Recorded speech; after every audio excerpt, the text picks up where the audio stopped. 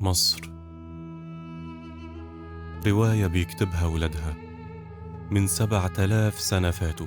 تاريخ العالم بدأ من سطور جدودنا، وكل جيل من بعدهم أبدع فصول يكملها الجيل اللي بعده. ومهما عدت على مصر من أزمات، المصريين حلفوا إنها ما تكونش آخر فصول روايتهم.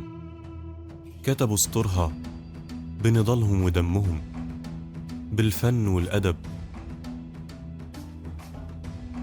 بالفكر والعمل. احنا جيل النهاردة، وده وقتنا، دي سطورنا وفصلنا.